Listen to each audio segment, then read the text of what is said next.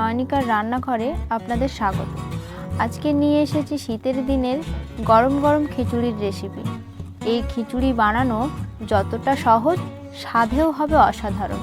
শীতের দিনে গরম গরম খিচুড়ি আর বেগুন ভাজা খেতে কার না ভালো লাগে। চলুন তাহলে শুরু করি। খিচুড়ি করার জন্য আমি সবজিগুলো আগে থেকেই কেটে নিয়েছি।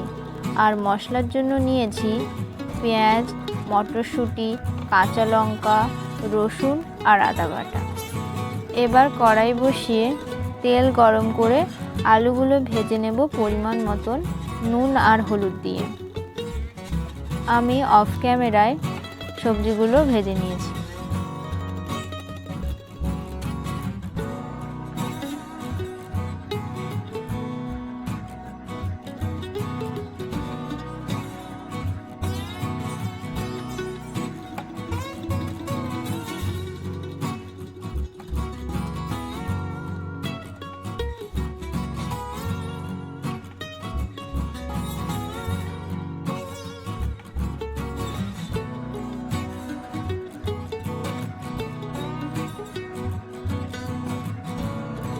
এবার একটা কড়াইয়ে ডাল নিলাম, সঙ্গে দুটো তেজপাতা দিয়ে ভেজে নিলাম।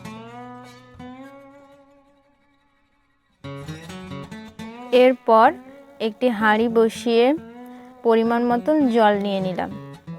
সেন্টের জন্য দুটো এলাচ এবং দুটো তেজপাতা দিয়ে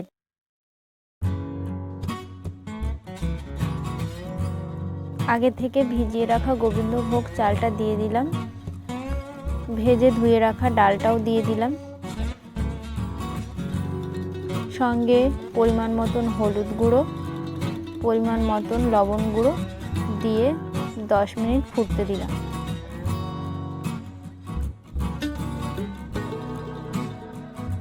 দশ মিনিট পরে ফিরে আসলাম।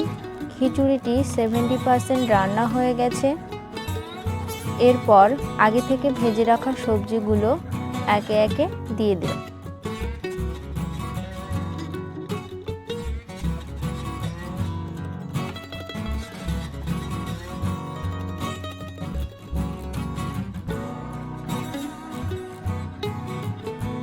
এবার মশলার জন্য কড়াইয়ে সামান্য পরিমাণ ঘি দিয়ে নিলাম।